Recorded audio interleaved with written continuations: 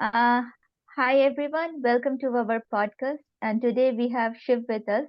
Shiv is a senior scientist at NGRI and he has done a lot of research and he'll be sharing with us his latest research and also will be digging deep into more geophysical conversation, how he is looking at the data, and definitely we'll also end our podcast with how he's envisioning the new technology, AI and ML. Without further ado, thank you, Shiv, for coming in our podcast. If you can please introduce yourself and let's start the discussion. Sure. Such a pleasure for me to be here. And thank you, Tanishta and Vishal, giving me the opportunity to, speak here. So I would like to first share a slide where I'll be speaking on, the recent work, as you said. And I'll be sharing only the overview because it's a vast topic. It's not possible to, do only a monotonous presentation kind of thing, but I wanted to share in a very brief way overview, and then I'll be happy to discuss whatever the thing you want me to discuss here. So Mm-hmm. I'll start with introducing myself. Myself Shib Sankar Ganguli, and I am a scientist at Control Source Seismic and Gascited Department at CSRI-NGRI Hyderabad, and my research interest lies in reservoir characterization. So in reservoir characterization, conventional and unconventional, and I have also interest in soft computing in geoscience, particularly in geophysics. Mm-hmm. So and all the related aspects of reservoir characterization. So with this, I would like to share the screen. So I hope I'll be able to share the screen. Let me share. Is it visible? Yeah, Yes, yeah, it yes. is visible. Okay, so let me start with this, and you can stop me if I exceed the time. So I would like to share today, as I said, the overview on a Hamiltonian Monte Carlo based Bayesian tool for shale Mm-hmm. reservoir characterization. So this topic is actually, I started in after joining here, and then it was back in my mind there.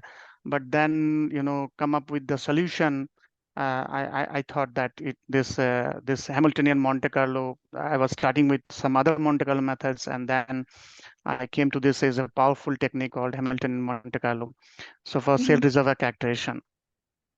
So the objective was just to, the problem lies in the characterization of a unconventional reservoir, the shell reservoir characterization, where the ToC content, which is a total organic carbon content, which is mostly Shiv, can I ask you some basic question? So if yeah, you can just for the audience say what is unconventional reservoir, right? right, Yeah, right. if you can, yeah. Right. Unconventional reservoir is like, which we are not doing conventionally. You're not exploring the reservoir in the sense conventional reservoirs like sandstone was always treated as a conventional reservoir from where oil and gas exploration has been done. Unconventional in the sense that shale was never treated earlier as a, only as a reservoir. It was treated as a source rock. So Mm-hmm. now when scientists understand that this is a cell can be also act as a reservoir, so it has a special property like it can be a source, it can be reservoir, it can be trap as well. So in that sense it has been used as an unconventional source energy resources. Mm-hmm. So, and the challenge that I was telling about this total organic carbon content, because without organic carbon content, you can't explore can't characterize the reservoir, unconventional reservoir, because Mm-hmm. in conventional also, these kerogen types are there from which the crude form of hydrocarbon from where the hydrocarbon sources can be potential can be generated. So that is the main interest where any geoscientist especially the petroleum geoscientists would be interested in. So Mm-hmm. with that, we thought that the problem was like there was conventional methods. I'll be using here conventional in the sense that there are physical law-based methods which are empirical. So empirical laws are used to, to try to have a correlations with some well logs and then try to find out the total organic carbon content. Mm-hmm. So, Okay. so in this approach, what we did, we used the geophysical well logs, which are available from the hydrocarbon bearing field, where already drilling has been done for particular finalizing the reservoir characterization studies and identifying the sweet spots and the potential. When you find a reserve, actually, then you do this kind of studies. So Hmm. total organic carbon content generally is a sparse. I mean, the data is sparse. You go to field, mainly the petroleum geologists used to do this. They find out the rock cuttings or cores and they measure in the lab. They have a rock eval Yeah. pyrolysis.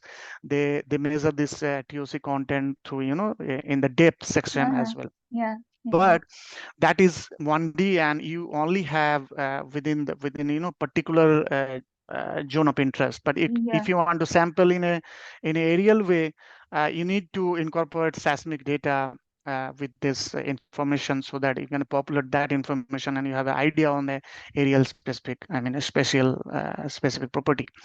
So this is the challenge we thought that we will cover with the Hamiltonian Monte Carlo method to estimate this, and we tried to compare this with the other conventional method, as I said, like physical law-based, empirical law-based methods, and to check the efficacy of this method. That this method would be performing well or it is not superior. That we're going to discuss. So in that sense, I use the Bayesian theorem, and Bayes theorem is, it's a late Mm-hmm. 17th century it came, and it's a very old one. And in any deterministic framework, so first I would like to say that deterministic framework. So in a deterministic framework, when you do any geophysical inversion, what we have, we try to solve, we linearize the equation, and then we try to invert the parameters of interest. And then we use certain kind of say least square methods in most cases to find the solution. But Mm-hmm. many times there was a problem with the blow off of the matrix when you try to invert the matrix. Then there was singular value decomposition you can do, or Tikhonov regularization you can do to find the solution, stable solution. But Bayesian can give you a approach where you'll be finding the posterior probability density with the uncertainty. That's the beauty of this method. Many often what we do is we take the inversions, but we don't talk about the uncertainty in our estimation. So Bayesian approach can help you to find with your estimation and the uncertainty as well. So that was the aim here, to find out the ToC with uncertainty quantification, as well as try to Mm-hmm. compare with the availability of the other kind Okay. of empirical Mm-hmm. laws. So as we know, see, if you see in the slide, we have data, geophysical data in the form of seismic or any other data, or well log data, Mm-hmm. or any other data like electromagnetic or Yeah. anything. And we wanted to know the model parameters like M1 and series, say up to Mn. And to find out from D to M, we are using here the Bayesian approach, which combines the priors, whatever information we have from the, without seeing much of the data, we're trying to see Mm-hmm. the model, and it combines both data and the priors to find out the posterior density. So it's not a single parameter, we'll be finding out single value, I must say, of the parameter of interest, but a probability distribution will be finding here with the Mm-hmm. uncertainty. So this posterior is the thing we are interested in, where we wanted to see the probability of the model being true given the data is true. Mm-hmm. And that you'll find with this expression. And so there is a term also marginal, this P of D. So this is a probability of the data on which basis we'll be finding the model. So this data being true. So this data is a evidence kind of thing, we all know. So essentially, it's a average of all the kind of information we have, and it use as a normalizing factor here to find out the Mm-hmm. posterior. And the right hand side you see is the likelihood of that. So whatever model we are estimating, or the probability we're estimating, where the maximum probability will be finding, that is the Mm-hmm. likelihood. So it relates about the probability of the data being true given the model is true. Mm-hmm. So, and then we have, of course, the priors. The prior is a probability of the model being true, that the knowledge, Mm-hmm. whatever we have, as I said, about the the data. So, and So, it should, just a question. Knowledge yeah. about the data is the locational knowledge, or what kind of knowledge? I mean, if I'm talking about the ToC, total Uh, carbon content. yes, so we will try to see the knowledge from other kind of, it can be, the rock cutting or the rock level pyrolysis data, or it can be Mm-hmm. any sort of data that is going to help, to find out the Okay. parameter of interest. Yeah. So the Okay. concept is same here. We are not using directly, kind of a simple inversion in terms of, a linear Mm-hmm. least square inversion, but Mm-hmm. in a Bayesian approach, we are finding the probability density mostly. Right. Yeah. Okay. Yeah. So yeah, and if you know nothing like a Jon Snow, then what we do, we try to find a flat kind of prior. So flat kind of Okay. you have some assumption on without not seeing much on the data. So this Okay. prior is very much important role it's going to play in this approach here. Uh-huh. Okay. So this is just a brief one, and more we can find in Neil and also in Tarantola 2005. So these are the references Mm-hmm. here. So with this, I tried to apply, this Hamiltonian Monte Carlo. The benefits of Hamiltonian Monte Carlo is that it is very powerful and a speedy process, and it's not like in any gradient based approach of any Monte Carlo method. So we need to give a search. When it find the solution search space, you have to give some directions, like maybe you can give Right. gradient. So here what is happening, the search space, you have another things comes into play, is the momentum. So with the Mm. positions, you have a momentum. Another augmenting parameter is going to play here, which will help to direct to find the solution in a faster way compared to other Monte Carlo methods. So this is Mm-hmm. in a very brief way I'm telling, and if you have further question I can speak on. So I have used this technique, and I use some other geophysical logs, like say here is the sonic log, compressional sonic Yeah. log, and gamma ray log, density Mm-hmm. log, uranium, thorium. Mm-hmm. And we tried to incorporate these data sets and try to find out, the probability density or the posterior in a very specific way to find out the ToC content in a depth way. And this can be also populated into seismic data to find out in a aerial case. So I applied. So first, what I did, I applied this approach into very well-known benchmark data, which is Passe et al. Published in 1990, and that Mm-hmm. data I took that is from the Devonian Duvernay Formation Shale from Western Canada, and Mm-hmm. I apply this method and I try to compare it with other very well-known or widely used methods like gamma ray based model and modified Smoker and Hester model, which is developed in 1983. So I try to compare this. So there are, you see, the prediction accuracy indicators, which are the metrics which help us to get confidence in our approach. So if you see here, and this MA is the mean absolute error. Mm-hmm. And so I'm just showing here the three parameters. There are some other parameter metrics which help me to find out whether our approach is accurate or not to decide. So you see, Bayesian method outperforms all the conventional method. We have a less RMS error, an Yeah, ME, email is good. and Yeah. and Yeah. correlation coefficient also is very good Right. compared to Yeah. the other method. And minded, this is the same data set we are using, Right. same parameters using, but the different approach we're doing Yeah. to find the solution. So that's what I want to say here. So right side is your marginal posterior. So these are our outcomes from the simulations. Mm-hmm. And chain one and chain two, you see we have two chains here, which are, individually there are 1500 simulations we are doing for each chain. So total is 3000 for two chains. And then exactly it's this is a kind of a, warm up stage. We have a kind of warm up stage first, and then we Mm-hmm. stable the solution, and then we Yeah. do for the more rigorous simulation to find out the solution here, to find out the parameter of interest like ToC here. Mm-hmm. So you see the trace plots and marginal posterior chain, if they are converging, the solution is converged. You can see by seeing that if you see the chains, chain one and chain two, these are for all the parameters, they are mostly correlated and they are not separated. So that means Mm-hmm. it's a kind of visual inspection that you can have a confidence on your model. And these are the trace plots for all the simulations I did for around 6,000 simulations. And for each trace plot, you see different colors are there. Mm-hmm. So this helps us to, as I said, to build confidence.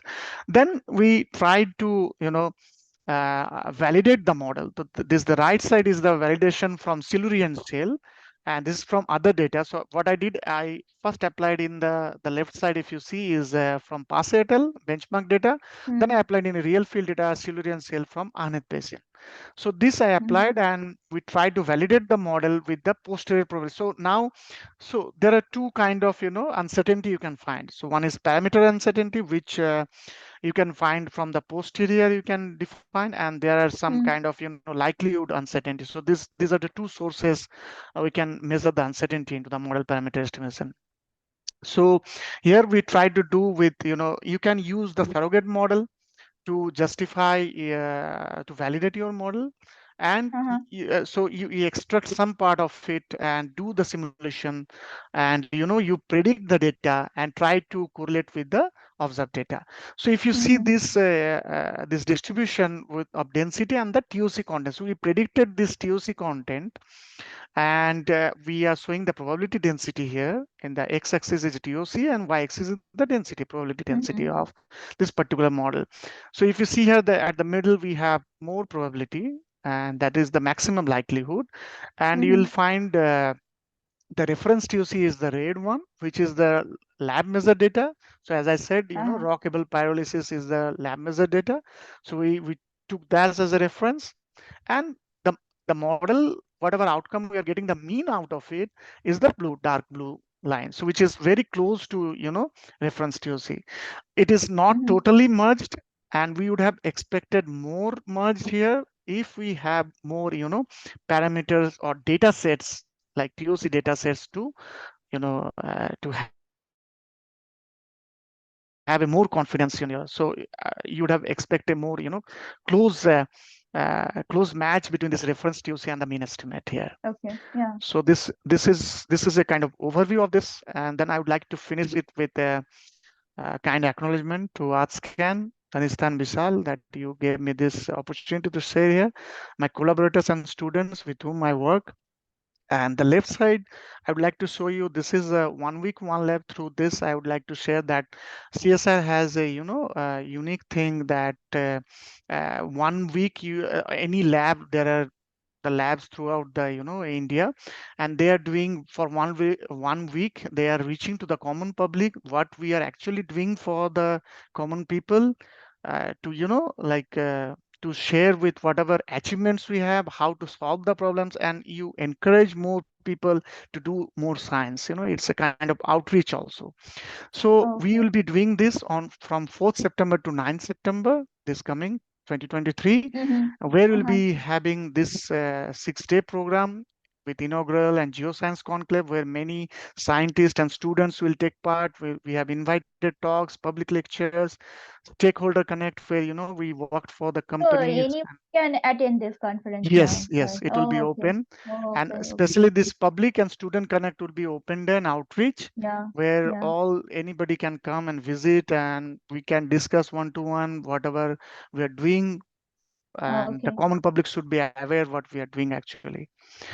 So this I wanted to close with Yeah, this. sure.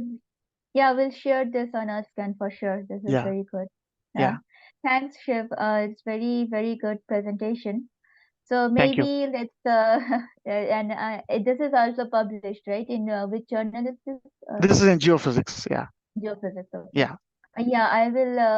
I can actually find this and put this in the reference also. Yeah. So um, maybe now, because also one of the topic I wanted to discuss is I mean what if is there any improvement you'd see if there is like machine learning or AI applied to this? But because you, as you mentioned rightly, there is a data constraint. But Yes. however, if you can be include a little bit synthetic data to it to also improve the model somehow, Hmm. or maybe make it faster or somewhere or something like that maybe.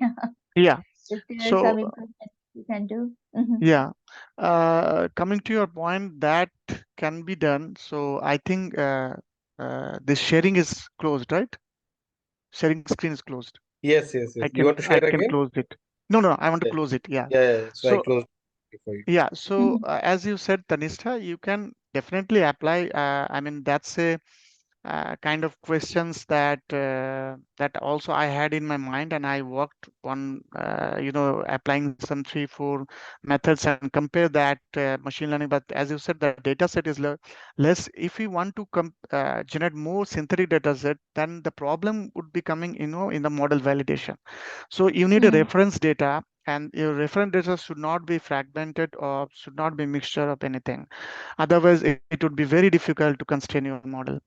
So that's the Hmm. main thing. And we tried also with machine learning methods, with I think with CNN based method, and I tried with one is with support vector machine, and it's a Hmm. regression approach I did.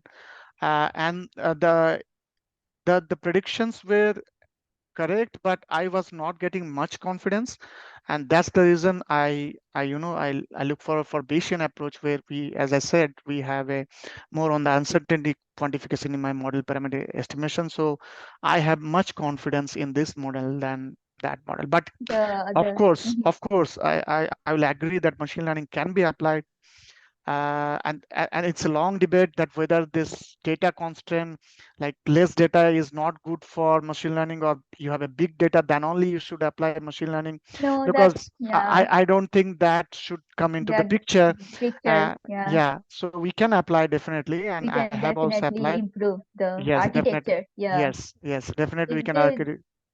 Yeah, but improve that. I Yeah. would I would advocate more for a physics-based machine learning approach, because where you have more into, you can constrain your model.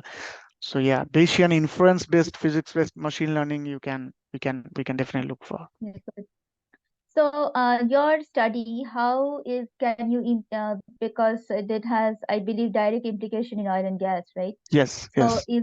is this kind of study already being happening in the industry, or are these being incorporated into like, yeah, are these already Okay. incorporated?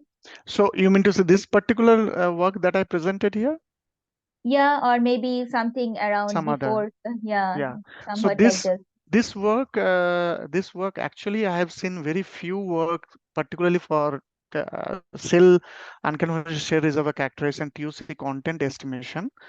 Yeah. Predictive models are very less work has been done in this field, and I Mm-hmm. could only find very few papers, very few. And that Mm-hmm. too also, not only directly interested into the ToC, but they have mainly applied this for finding, the other petrophysical parameters like hydrocarbon saturation, water Oh. saturation, and brittleness index with seismic data, but not Uh-huh. particularly on, total organic carbon content. Yeah. Mm. But you do think that this could be one of the studies that should oil and gas should include, right? Of Yes, course, right? yes, yes. There are Yeah. many work have been done in this, many works have been done in this Bayesian approach. There are seismic inversion, and but the thing is, like, this topic is actually kind of minority when you see, because when you have established softwares, we don't find this approach mostly. So that's a Yeah, kind of lagging we are having in the geoscience industry. So this has to come up, in incorporating into more the softwares and accessible to more people, kind of more a open people. science. Yeah. Open That. source, yeah. So, well, what do you, because I'm just quite curious, because how do you, because existing software for sure, like Hmm. Petrel or Hmm. maybe Hmm. Hamster Russell, they don't have this, right? Yes. But then it should be, to my opinion, they should have a good front end so people can actually bring their own data and test the model, and that way it will be really nice that I mean, of course the industry needs improvement, right? So Yes. you can Yes. definitely show this, and it's very interesting study. So Agreed. just that, But there, I would yeah. like to comment here, like, in Petrel, you can do geostatistical modeling, Hmm. like geostatistical model for populating, the petrophysical parameters, and you build the model and do the dynamic simulations.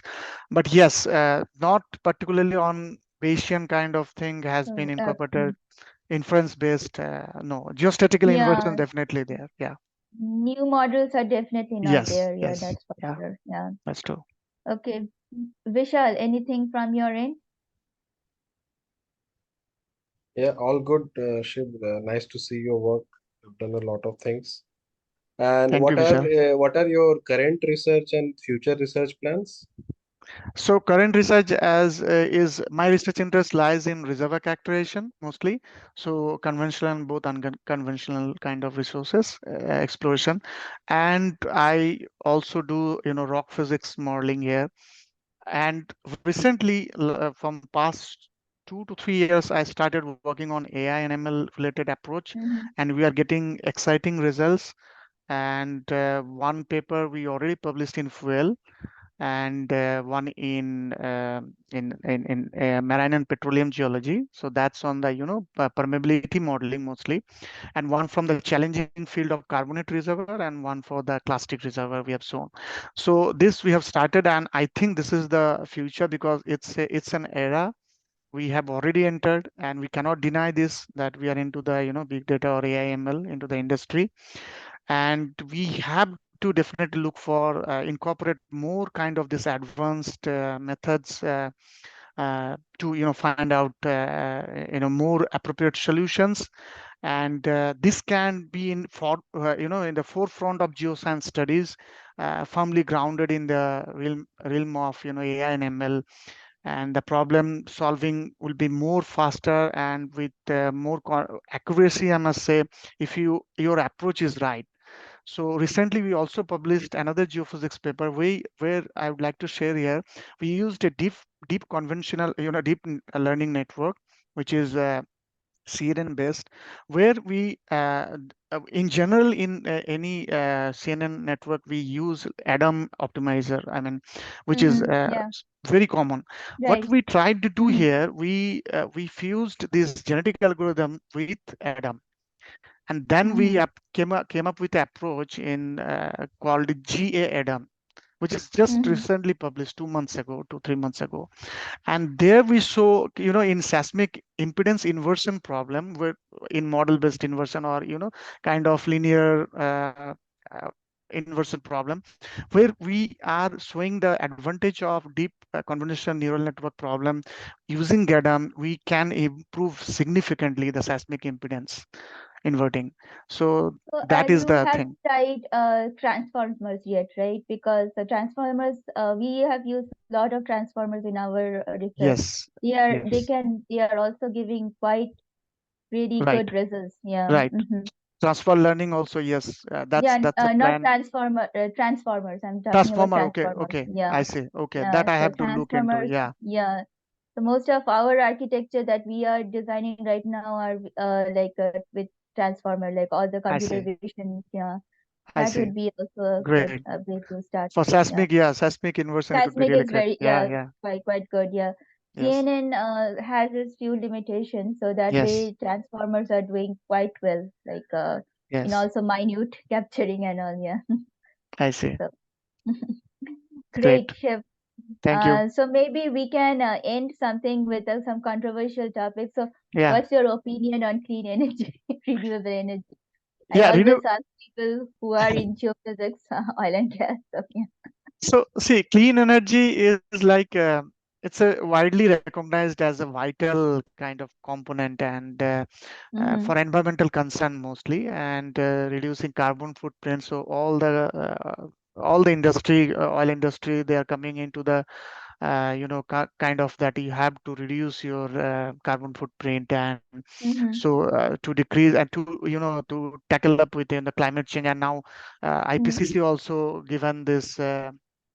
Kind of pathways that now it is we are already going late and we have to do this thing. So in that case, promoting for sustainable development, I agree with clean energy, but not at the cost of hydrocarbon industry, because that is not as I was also discussing with Bisal, that it's not directly possible to totally shut off something and then you start suddenly one day clean energy. That's not possible. But definitely Mm-hmm. we have to parallelly think this as an significant alternative when we'll be going to reach the extreme of it, when we'll be digging more oil and when you are almost like saturated.